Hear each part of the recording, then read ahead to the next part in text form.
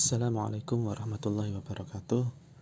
Bertemu kembali di mata kuliah Psikologi Umum pertemuan ke-7. Kali ini kita membahas tentang kognisi.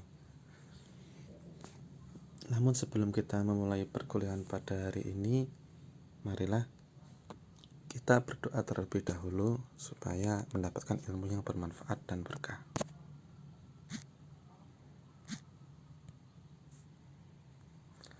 Baik, kemarin kita sudah membahas tentang memori ya. Sekarang kita akan membahas tentang kognisi, yang mana kognisi ini juga bagian besar dari memori. Jadi ada hubungan yang kuat antara memori dan kognisi. Kita mulai dari yang pertama, yaitu tentang berpikir. Ya, berpikir adalah aktivitas mental. Berarti aktivitas itu terjadi di otak ketika sebuah informasi itu diatur, disimpan, lalu dikomunikasikan. Nah, hampir mirip seperti memori kemarin ya. Ada encoding, storage, dan kemudian retrieval. Nah, kalau ini ya kurang lebih sama seperti itu. Dimana informasi itu kita atur, kita pilah-pilah, kita kasih kode juga sama seperti memori, kita simpan, lalu kemudian kita komunikasikan, kita keluarkan. Nah, jadi mekanisme berpikir ini tidak banyak dimiliki oleh makhluk hidup ya. Manusia termasuk makhluk yang diberi kelebihan untuk bisa berpikir secara advance. Nah, maka ada yang bilang manusia itu al-insanu hayawanun natiq. Manusia itu adalah hewan yang bisa berpikir, ya, bisa berpikir. Kalau manusia kok bertindak tanpa berpikir, maka dia itu kurang lebih sama dengan hewan, seperti itu. Jadi manusia yang baik itu berpikir dulu sebelum bertindak. Apa yang akan dilakukan itu kira-kira baik atau tidak, menyakiti hati orang lain atau tidak, dan sebagainya. Nah, itu adalah konsep awal kita tentang berpikir. Jangan sampai setelah kita berbuat tanpa berpikir, kita menyesali perbuatan-perbuatan kita. Tahu gitu aku gini, tahu gitu aku. Jangan sampai seperti itu, karena penyesalan ada di belakang. Lanjut, yang kedua kita membahas tentang problem solving atau pemecahan masalah ya. Jadi salah satu fungsi dari kognisi kita atau pikiran kita itu untuk memecahkan masalah. Setiap dari kita pasti memiliki masalah dan memiliki berbagai macam pendekatan untuk menghadapi masalah. Ada yang kita itu menghindari masalah atau escape dari masalah, itu melarikan diri dari masalah, tidak mau menghadapi masalah. Ada yang lagi kena masalah tapi kemudian dia tidak lari, tapi dia melakukan prokrastinasi ya. Dapat suatu masalah kemudian dia tunda, nanti aja lah menyelesaikannya, nanti aja dan seterusnya. Nah, itu adalah berbagai macam cara yang tidak baik untuk menyelesaikan masalah. Nah, di sini kita akan menyelesaikan masalah itu dengan beberapa konsep-konsep kognisi. Yang pertama, mechanical solution. Mechanical solution ini prinsipnya ada pada trial and error. Jadi seseorang ketika mendapatkan suatu masalah, suatu problem, dia akan menggunakan berbagai pendekatan itu yang mana dirasa dia itu bisa berhasil. Misalnya dia menggunakan cara A, ternyata gagal, berarti jangan gunakan cara A lagi, gunakan cara B. Cara B gagal, berarti jangan gunakan cara B lagi, tapi gunakan cara C. Nah, itu adalah menggunakan mekanisme trial and error. Ini juga sebuah penerapan dari behavioristik ya, yang mana kita membahas tentang operant conditioning, yang kita bahas tentang itu tikus yang mencari jalan keluar dari labirin supaya dia bisa keluar dari labirin dengan caranya sendiri. Nah, ini bukan heuristik kognitif ya, kognitif uh, teori belajar tentang kognitif, maaf. Nah, kemudian yang kedua, mekanisme kedua adalah dengan algoritma atau menggunakan sistem step by step, urutan-urutan, panduan-panduan dan sebagainya. Biasanya kalau kita mau masak kemudian kita lihat tutorial dan seterusnya, kita akan melakukan itu secara bertahap sesuai dengan cara-cara yang sudah dipelajari. Nah, algoritma ini bisa kita cari sumbernya dari luar, artinya dari panduan dari luar. Misalnya tadi kita lihat buku resep, atau kita kadang lihat misalnya di internet itu tips-tips buat apa gitu, tips-tips buat wajahnya glowing apa, step by step, tips buat ngilangin jerawat step by step dan sebagainya. Atau dari diri kita sendiri, kita mengumpulkan berbagai macam informasi kemudian kita urut-urutkan. Misalnya kita pingin supaya kita lulus dengan cum laude, misalnya kita mengumpulkan cara-cara apa saja yang diperlukan untuk lulus secara cum laude. Oh, ternyata ada yang mengatakan kita harus fokus belajar, kita harus sering ke perpustakaan, kita harus giat menyusun proposal skripsi dan seterusnya. Nah, itu kita urutkan sendiri dari awal mana yang paling urgent atau mana yang lebih prioritas dan sebagainya. Nah, itu bisa dari luar, bisa dari kita sendiri. Itu mekanisme algoritma tadi. Mekanisme yang ketiga yaitu heuristik atau rule of thumb. Nah, jadi ini rule of thumb ini seperti kalau kalian membayangkan itu, kalian pegang HP kalian dengan satu tangan dengan 5 jari ya toh.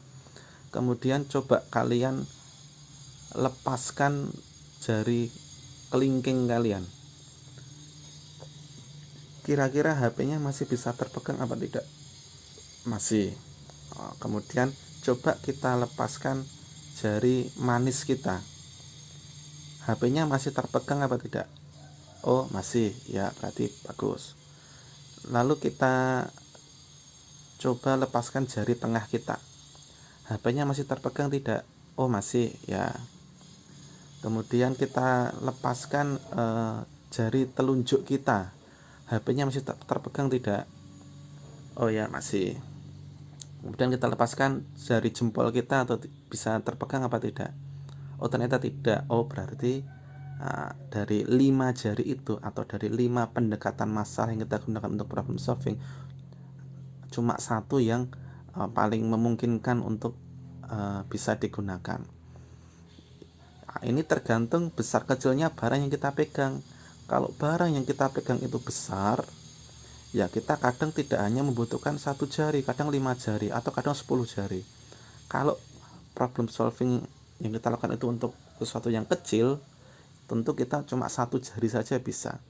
Nah, heuristik itu atau rule of thumb itu seperti itu. Jadi kita mengamati berbagai macam kemungkinan, berbagai macam solusi yang ada, lalu kita pilih mana yang kira-kira bisa kita lakukan dan bisa untuk menyelesaikan masalah itu. Tidak harus kayak yang pertama tadi, mekanisme yang pertama tadi, trial and error. Kita coba satu-satu, kita nggak tahu mana yang paling efektif, mana yang tidak, pokoknya dicoba satu-satu.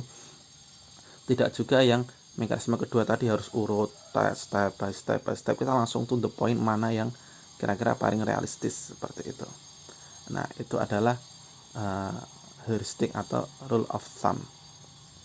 Kemudian yang terakhir adalah insight. Insight ini sesuatu yang kadang di luar logika kita. Kita kadang tidak persiapan, sedang menghadapi masalah, tiba-tiba kita dapat inspirasi atau dapat wahyu atau dapat ilham atau semacamnya lah. Nah, jadi ini kita dapat masalah, tiba-tiba otak kita celing, oh kayak gini caranya. Nah, itu adalah namanya insight. Insight ini didapat dari mana?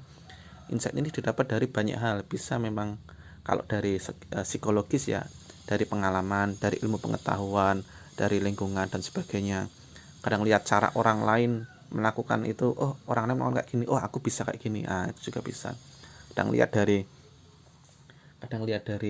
pengalaman kita juga, oh dulu aku pernah kayak gini, oh berarti sekarang kayak gini, dan seterusnya dan seterusnya. Oh pernah baca di buku tuh kayak gini, oh berarti aku kalau untuk kasus kayak gini aku bisa seperti ini, seperti itu. Atau bisa juga memang di luar semua itu, memang dapat inspirasi, dapat ilham, dapat wahyu. Kalau istilah psikologi itu namanya aha moment, aha moment. Jadi momen ketika kita seperti di kartun-kartun atau di komik-komik itu ada orang yang kemudian ada gambar lampu ceting, itu aha moment, itu ceting, itu aha moment namanya. Itu juga memungkinkan untuk terjadi, seperti itu. Lalu kemudian problem solving ini juga punya hambatan. Apa sih hambatan problem solving itu? Ada dua hambatan utama dari problem solving, yaitu yang pertama functional fixedness. Jadi dia itu merasa bahwa satu solusi itu cuma digunakan untuk satu problem saja. Jadi dia merasa satu solusi itu tidak bisa digunakan untuk beberapa problem, atau satu problem itu tidak bisa diselesaikan dengan berbagai macam solusi. Dia merasa satu problem itu ya cuma satu solusi itu. Dia nggak percaya solusi lain. Misalnya kalian UKT kalian tidak diturunkan misalnya, kalian merasa solusinya adalah demo, pokoknya harus demo. Nah itu adalah functional fixedness. Padahal kalau kita mau melakukan problem solving, tidak hanya itu, kan ada banyak cara-cara yang bisa kita gunakan sebagaimana slide sebelumnya tadi. Mungkin kalian dengan audiensi, mungkin kalian dengan student loan, pinjaman mahasiswa, atau kalian dengan mencari sponsor dari swasta atau bagaimana, dan yang lainnya. Nah itu adalah bentuk functional fixedness. Jadi dia merasa satu problem hanya ada satu solusinya, padahal bisa saja satu problem banyak solusinya, atau satu solusi untuk banyak problem. Seperti itu. Nah yang kedua, hambatan yang kedua yaitu confirmation bias. Jadi seseorang itu sudah punya ide sejak awal, sudah punya solusi untuk problemnya sejak awal, tapi dia merasa kurang pembenaran atau kurang argumentasi, kurang dukungan untuk solusinya itu. Jadi dia mencari berbagai macam argumentasi, berbagai macam dukungan supaya menguatkan idenya itu. Jadi dia sudah tertutup dengan ide-ide yang lain, sudah tertutup dengan solusi-solusi yang lain. Nah seperti tadi misalnya, atau seperti yang minggu-minggu ini lagi hot, demo RUU Cipta Kerja. Nanti kalian googling apa itu RUU Cipta Kerja. Orang-orang misalnya solusinya tuh ya demo selain dan dia itu tidak terbuka untuk kemungkinan lain selain demo. Jadi dia hanya mencari argumentasi untuk mendukung atau melegitimasi demonya itu. Kalau dikasih tahu misalnya jangan demo, coba pakai petisi misalnya, nanti dia akan berdalih, oh petisi itu tidak pernah berguna gini. Coba disuarakan ke tingkat internasional, oh nanti orang internasional itu nggak akan mendengar suara kita. Nah, dia akan selalu mengelak seperti itu. Dia hanya pengen satu saja yang dia lakukan, itu demo, bikin rusuh dan sebagainya. Nah ini adalah confirmation bias. Dia hanya mencari konfirmasi dari ide yang sudah dia miliki, dan dia tidak terbuka dengan ide-ide atau pendapat-pendapat lain yang mungkin bisa saja lebih baik daripada idenya itu. Tapi karena sudah tertutup pikirannya hanya pada satu ide itu, maka dia akan menolak ide-ide yang lain karena dirasa tidak pas atau tidak ideal atau tidak akan maksimal, seperti itu. Kemudian kita akan membahas tentang kreativitas. Nah ini adalah ciri-ciri orang yang memiliki kreativitas atau orang yang kreatif. Yang pertama itu dia pemikirannya itu divergen. Divergen itu lawan dari konvergen. Kalau konvergen itu orang yang berpikirnya itu mengerucut. Kalau divergen itu berpikirnya melebar. Nah ini bisa kita lihat kalau ada orang itu misalnya dipancing satu pembicaraan ya, satu tema, satu bahan pembicaraan, dia bisa melebar kemana-mana karena memang banyak yang dia bisa relatekan, bisa dia relasikan ke yang lain. Nah itu orang yang kreatif seperti itu. Kalau orang yang konvergen itu mengerucut dari banyak pembahasan itu dia akan mengambil cuma satu dua hal saja. Nah kalau divergen ini sebaliknya, jadi dia dikasih satu bahan, satu pembicaraan bisa melebar ke banyak aspek, banyak hal. Kemudian dia memiliki mental imagery, jadi punya imagery mentalnya itu bisa membayangkan hal-hal yang sifatnya itu abstrak. Jadi dia bisa memahami konsep-konsep yang atau benda-benda yang tidak ada fisiknya, itu dia bisa menangkap itu, bisa merekam informasi itu dan bisa menyampaikan kembali. Nah itu orang yang kreatif, yang otaknya itu bisa menangkap gambaran sebuah ide yang abstrak, sebuah benda atau sebuah konsep yang tidak ada fisiknya, tapi kemudian tidak hanya menangkap, dia juga bisa menceritakan kembali, menyampaikan kembali. Nah itu dia punya mental imagery. Yang ketiga, dia punya topik pembicaraan yang lebar. Jadi saya dulu itu masih ingat, orang tua saya itu menyuruh saya itu untuk fokus atau apa ya namanya, menguasai satu bidang, menjadi ahli dalam satu bidang, entah itu dalam pendidikan atau olahraga atau ngaji dan sebagainya, pokoknya expert lah dalam satu bidang. Tapi kemudian setelah saya belajar di sekolah, di SMP, di SMA, S1, ternyata saya menyadari bahwa bisa juga kita selain expert dalam satu bidang, kita juga bisa mempelajari bidang-bidang yang lain. Jadi saya itu termasuk orang yang menguasai sedikit dalam banyak hal daripada menguasai banyak dalam sedikit hal. Jadi saya bisa dibilang itu dulu sejak kecil itu sekolahnya itu juga tidak begitu fokus dalam satu bidang. Misalnya saya SMA itu IPA, saya tuh kemarin dulu SMA-nya IPA, tapi ketika S1 saya ambil IPS, yaitu psikologi. Ketika S2 saya tuh ambil agama, studi agama. Jadi saya tidak linear sama sekali karena saya memang suka mempelajari banyak hal. Nah, apakah saya kreatif? Wallahu alam. Kemudian ciri yang berikutnya, yang keempat, adalah tidak takut untuk menjadi berbeda. Jadi dia itu punya, ini nyambung ke independen dan unkonvensional. Jadi dia itu tidak takut untuk berbeda, bahkan dia itu santai-santai saja kalau dia itu punya ciri khas sendiri. Kalau saya itu, saya juga bisa dibilang dulu di kampus itu termasuk berbeda. Jadi saya itu dulu punya hobi kalau hari Jumat itu pakai koko. Padahal di kampus saya di UGM itu bukan kampus UIN, bukan kampus Islam.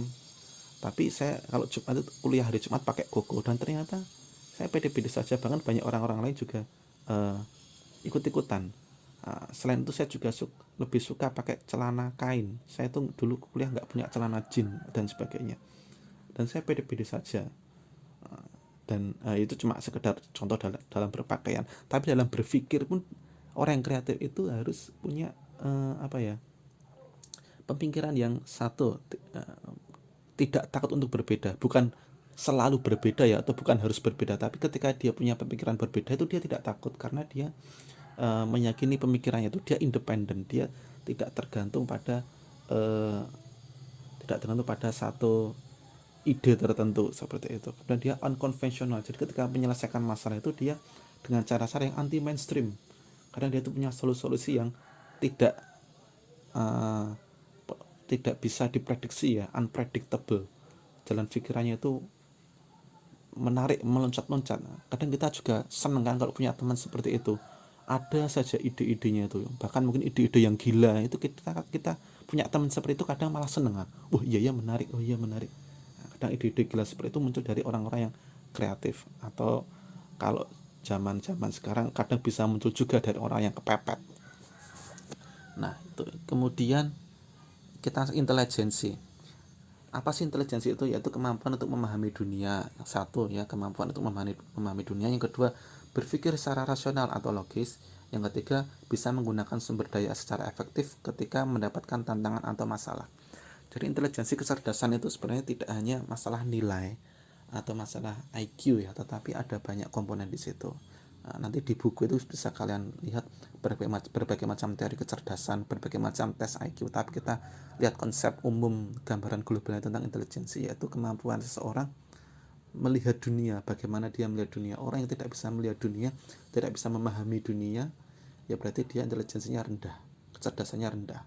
Dia nggak paham lingkungannya, tidak paham situasinya, itu dia tidak bisa disebut orang yang cerdas. Yang kedua, dia bisa berpikir secara rasional atau logis. Jadi dia kalau berpikir itu memang pakai otak, nggak pakai hati atau pakai perasaan, tidak pakai emosi. Nah, ketika dia sedang marah, sedang sedih, atau sedang depresi, kalau dia orang yang cerdas, dia tuh tetap akan menggunakan akal pikiran dia, tidak akan menggunakan emosi dia yang sesaat itu. Yang kalau orang itu menyelesaikan masalah dengan marah atau dengan emosi, itu 99% itu ke belakangnya dia akan menyesal. Makanya Nabi juga mengatakan bahwa kalau kalian sedang marah, diam saja, nggak usah ngomong, karena keluarnya omongan orang yang sedang marah itu banyak salahnya atau banyak penyesalannya. Maka kalau kalian lagi marah, diam aja, jangan sampai keluar kata-kata yang naudzubillah tidak kalian inginkan. Itu berpikir secara rasional dan logis. Kemudian menggunakan sumber daya secara efektif. Jadi ketika dia diberi sebuah modal, sebuah sumber daya, dia bisa mengelolanya itu dengan maksimal. Kadang banyak orang, misalnya orang dari kalangan sultan ya, yang privilege, yang warisannya besar, tapi dia tidak bisa memanfaatkan itu dengan baik, ya dia tetap saja dia bakal menjadi orang yang gagal. Sebaliknya, orang yang dengan resources terbatas, dengan modal yang minim, kalau dia itu orang yang cerdas, dia bisa memanfaatkan itu, bisa memaksimalkan itu, bisa istilah Jawa itu ngecake, menempatkan sesuai porsinya supaya maksimal. Itu orang yang cerdas. Dia ada mahasiswa kok, dia diberi beban tugas ini sama dosen dalam waktu tertentu, dia punya sumber daya apa? Sumber dayanya dia punya waktu, dia punya tenaga, dia punya kuota, dia punya laptop, itu dimanfaatkan secara optimal, ya berarti dia bisa menjadi orang yang cerdas. Seperti itu. Jadi yang ketiga itu tentang kecerdasan, bagaimana menggunakan sumber daya secara efektif ketika dia mendapatkan masalah atau problem. Kemudian kita bahas sedikit tentang cacat dan bakat. Di buku dijelaskan bahwa cacat secara intelektual itu adalah yang memiliki IQ di bawah 70. Di bawah 70 itu bisa dibilang seperti istilah itu retardasi mental atau mental retarded. Kemudian penyebab IQ rendah itu apa? Penyebab utamanya ada 3, yaitu lingkungan yang tidak memberi stimulus dia untuk belajar, untuk berkembang. Yang kedua adalah gen atau keturunan dari genetik gitu ya, dari orang tua.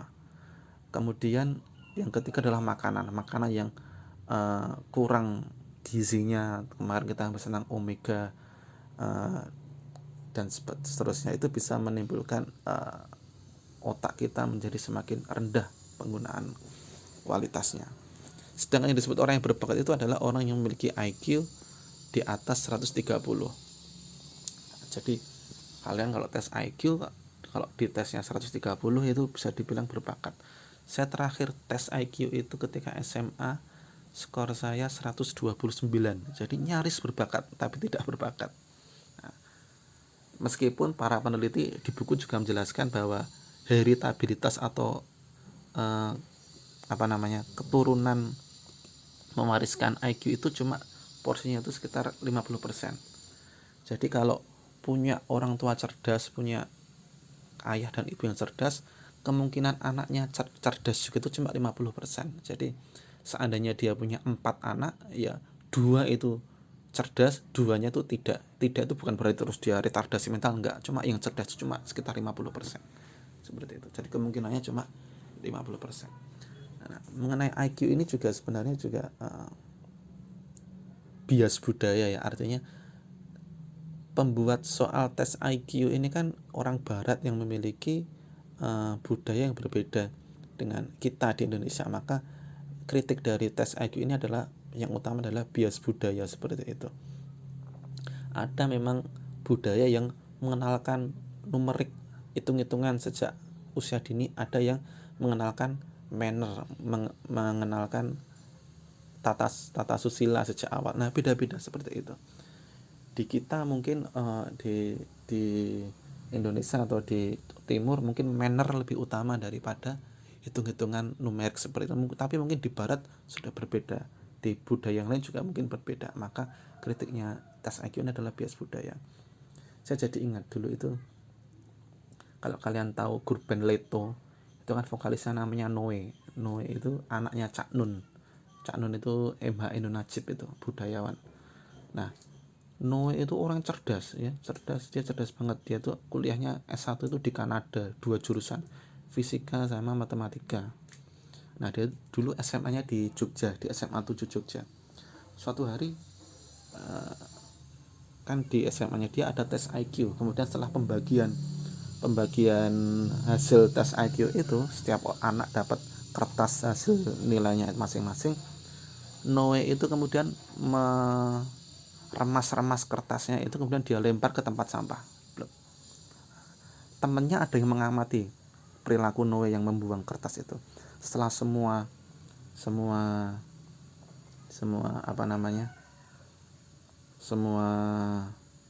mahasiswa itu menerima nilai IQ itu, ada yang bangga, ada yang sedih dan sebagainya.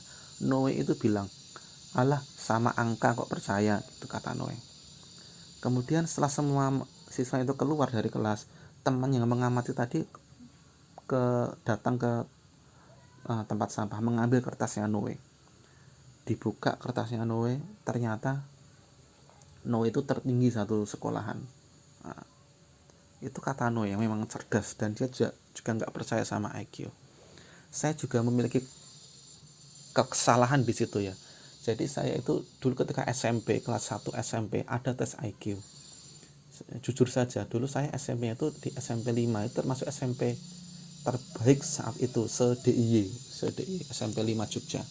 Saya tes IQ, dari 400 teman satu angkatan itu saya peringkat 2 satu sekolah. Saya peringkat 2, dan saya merasa, ternyata saya orang yang berbakat, saya orang pintar. Setelah saya itu saya merasa saya malas belajar.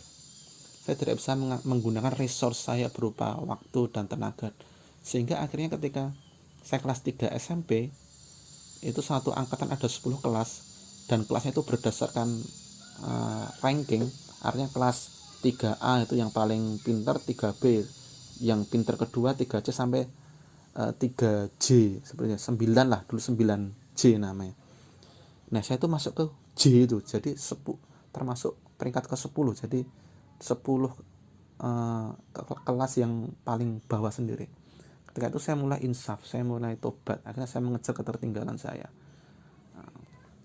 Nah, jadi itu kecerdasan intelektual itu seperti tidak akan cukup kalau tidak dimiliki kecerdasan emosional, yaitu kemampuan untuk mencapai tujuan dan terlibat dalam pemikiran yang produktif melalui kesadaran yang akurat dan manajemen yang efektif dari emosi kita sendiri. Nah, percuma kita punya nilai IQ yang besar kemudian membuat kita menjadi malas belajar, merasa paling pintar dan sebagainya. Nah, itu dihindari.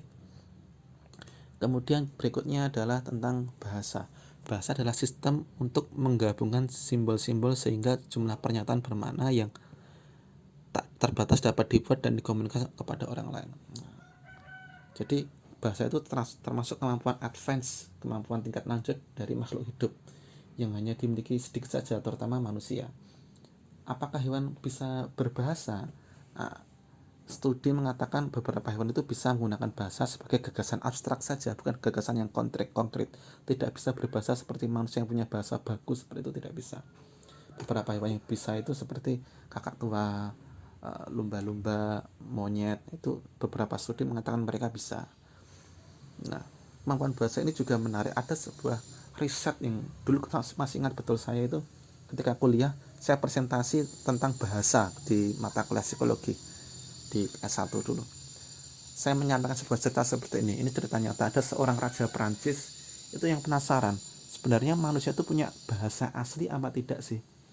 Apa sih bahasa asli bawaan manusia? Kan kita sekarang melihat orang Indonesia bahasanya beda sama orang Inggris, beda sama orang Arab, beda sama orang India, Cina dan sebagainya. Sebenarnya bahasa asli manusia itu apa sih? Itu ada raja Perancis yang penasaran juga seperti itu. Dia melakukan eksperimen kemudian dengan mengambil 2 orang bayi yang baru lahir. Kemudian 2 orang bayi lahir ini ditempatkan di satu ruangan. di mana satu ruangannya itu dua bayi itu tidak diberi komunikasi dari pihak luar. Jadi dua orang bayi ini dibiarkan berkomunikasi sendiri satu sama lain. Nanti kalau ketika jatahnya makan ya dikasih makan, jatahnya pipis atau ya dibantu, tapi orang yang membantu atau mengantar makanan ini tidak berkomunikasi sama sekali. Seperti itu selama beberapa bulan, ternyata nggak ada umur 2 bulan bayinya meninggal. Ternyata komunikasi atau bahasa itu sangat penting bagi makhluk hidup. Kemudian salah satu bahasa itu sendiri kan kemampuan yang advance ya, tingkat lanjut dari makhluk hidup. Di atasnya kemampuan bahasa ini ada lagi kemampuan, yaitu translate, kemampuan menerjemahkan bahasa. Nah, ini kemampuan di atas kemampuan berbahasa. Ketika seorang berbicara dengan 2 bahasa atau 3 bahasa bilingual, terutama dengan bahasa yang bukan bahasa ibu, itu dia melakukan proses mental yang lebih rumit lagi. Yang pertama, dia menangkap informasi berupa bahasa asing, kemudian otaknya itu melakukan penerjemahan kepada bahasa lokal, bahasa ibu, kemudian dia mengeluarkan lagi dengan bahasa asing lagi. Nah, ini kemampuan advance dari berbahasa. Jadi orang yang polyglot itu ya, polyglot, punya kemampuan berbicara dalam banyak bahasa, itu orang yang bisa berpikir sangat advance. Yang orang-orang yang cuma bisa berpikir satu bahasa itu akan minder melihat orang seperti itu. Jadi orang-orang barat yang cuma bisa satu bahasa itu melihat kita bisa berbahasa asing tuh mereka salut, mereka kagum, karena mereka sendiri belum tentu bisa seperti itu. Kan kita kebanyakan bisa bahasa Indonesia, bisa bahasa lokal kita Jawa atau bahasa Sunda atau mana, kemudian bisa bahasa Inggris, ada yang juga bisa bahasa Arab. Luar biasa, itu kemampuan advance dari otak kita yang jangan disia-siakan, harus dimaksimalkan. Nah, seperti itu kurang lebih, mohon maaf. Ada tugas UTS, nanti silakan dibaca dan diperhatikan. Saya akhiri, semoga bermanfaat. Assalamualaikum warahmatullahi wabarakatuh.